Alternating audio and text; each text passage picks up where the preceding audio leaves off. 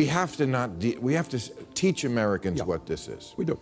And I don't know if we're doing that yet. Okay. I don't think most Americans realize they're already socialists. In certain respects, okay. Let's start off with what it is not what we want to change.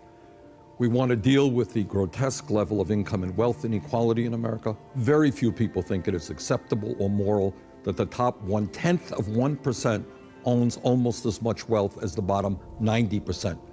That we have seen a proliferate. But see, Bernie, you always say that, and I think even the Republicans are not for income inequality.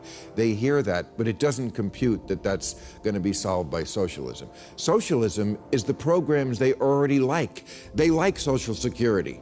That's socialism. But here's... They like Medicare. AOC says so many people in this country hate women. Oh, geez. Even the guy at the party who pulls out a guitar is like, way to ruin the fun. Some corners of the Democratic Party are rallying behind an AOC Bernie Sanders ticket, convinced this duo is the antidote to Trump's advance. But Bill Maher thinks they're dead wrong. In a series of blistering clips, Maher didn't just dismantle that argument. He torched it, armed with his signature humor, sarcasm, and razor-sharp wit.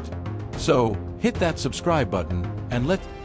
At an AOC Bernie Sanders rally in Idaho last month, someone threw a Palestinian flag over an American flag, and the crowd erupted in approval. What should have happened after that is one of the adults on stage should have told their young, loyal followers, this is not a symbol of freedom. This is.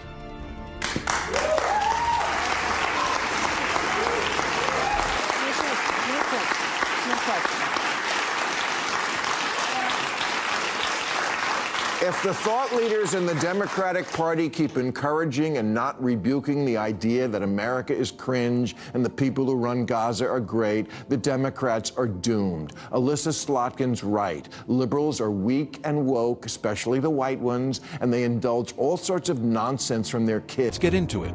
One of Maher's sharpest criticisms of the AOC, Sanders' ticket cuts straight to the culture war. These two are, in his view, deeply entrenched in woke ideology, and that's a massive liability with mainstream voters. But it goes beyond policy. Maher argues that both AOC and Sanders have aligned themselves with a faction of the left that has made a disturbing habit of putting other countries before their own. This is the crowd that doesn't just critique America, they seem to actively resent it. And the proof, for Maher, is visceral. When someone drapes a foreign flag over the American flag at a rally, AOC and Sanders won't flinch. No outrage, no pushback. Just silence, or worse, tacit approval. To most ordinary Americans, that's not progressive politics, that's a red line. And Maher believes that... What do you think of the fact that the people who are getting the big crowds right now are AOC and Bernie Sanders? They're going around the country. Thank you, there's that same guy. I call him the always wrong guy.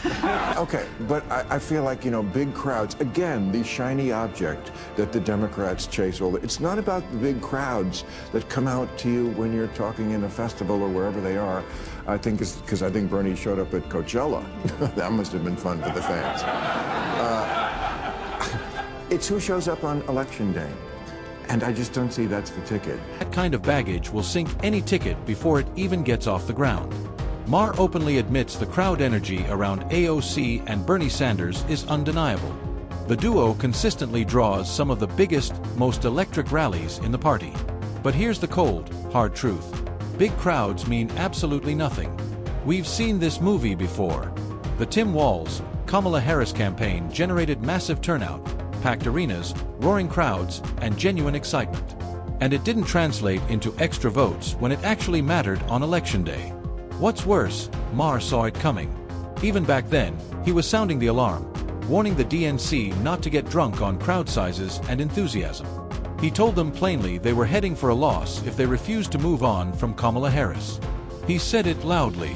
He said, Bernie, AOC, Mandani are not Democrats. They'll be the first to tell you that. They're democratic socialists, and that's a very different thing, and I don't think people know that yet. The DSA are radicals about this concept, and radical economic policy is always ineluctably married to radical social policy. Their platform, for example, calls for completely open borders. They're for what Biden was doing, but more. You think you're going to win an election on that? It repeatedly, and the DNC didn't listen. Now, history appears dangerously close to repeating itself.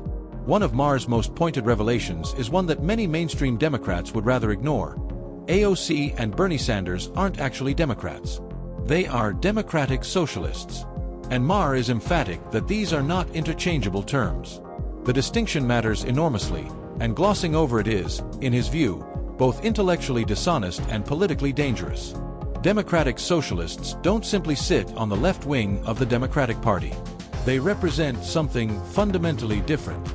They are, in essence, the socialist arm operating within the DNC's tent, quietly but persistently nudging the party, and, by extension, the country, toward a socialist framework.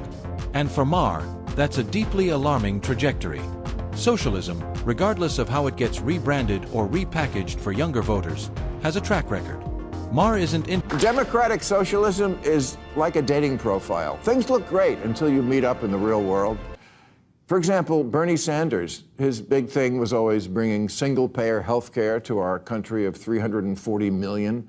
But when liberal, tie-dyed Vermont tried to do it for a population of 626,000, it collapsed like that poor fuck in the Oval Office last week. Interested in sugarcoating it. Handing the Democratic ticket to two self-identified Democratic socialists, he argues, wouldn't just cost the party an election, it could create a much bigger political backlash. Maher then turns his sights squarely on Bernie Sanders, taking particular aim at one of his most cherished, crowd-pleasing proposals, single-payer health care. It's a policy Sanders has championed for decades, a cornerstone of his political brand, and a guaranteed applause line at every rally. But Maher's verdict is blunt. It sounds great, it sells well, and it simply doesn't work. This isn't just ideological skepticism. Maher points to hard, inconvenient evidence. When Sanders finally got the opportunity to stress test his single-payer healthcare vision in a real-world laboratory, Vermont, one of the most liberal, tie-dyed, Bernie-friendly states in the entire country, the whole thing collapsed spectacularly under its own financial weight. We have to teach Americans what this is. We do. And I don't know if we're doing that yet. Okay. I don't think most Americans realize they're already socialists. In certain respects, okay. Let's start off with what it is not what we want to change. We want to deal with the grotesque level of income and wealth inequality in America. Very few people think it is acceptable or moral that the top 1/10 of 1% owns almost as much wealth as the bottom 90%. That we have seen a proliferate. But see, Bernie, you always say that, and I think even the Republicans are not for income inequality. They hear that, but it doesn't compute that that's going to be solved by socialism. Socialism is the programs they already like. They like Social Security. That's socialism. But they like Medicare. If it couldn't survive in Vermont, Maher argues, it has no business being pitched to the rest of America. For Maher, this is the defining pattern with AOC and Sanders. Big promises, electric energy, and policies that crumble the moment they meet reality. And on this particular point, Maher is absolutely right, or so he argues. Income inequality is a genuine pressing problem that cuts across political lines. Nobody seriously disputes that the wealth gap in America has reached deeply troubling proportions. The disagreement isn't about whether the problem exists, it's about the solution. And socialism, Maher argues, is not that solution. In fact, he believes it often creates more problems than it solves. The cruel irony of socialist systems, he says, is that they don't eliminate inequality, they simply redistribute it upward. Wealth doesn't evaporate. It consolidates, flowing predictably and inevitably into the hands of the ruling class, bureaucrats, party loyalists, and political elites. I know that being a gorgeous woman who I wouldn't even know was Hispanic in a city that has 1 million Hispanics and does not treat them badly. But that doesn't mean she doesn't struggle. That doesn't mean that she was set down in it implies it. But that doesn't mean that she was set down in a Hispanic ghetto in the Bronx and had to deal with that growing up, and that she's come from a working class family. It implies that in some way she's behind the 8 ball because of that, and it's just not true.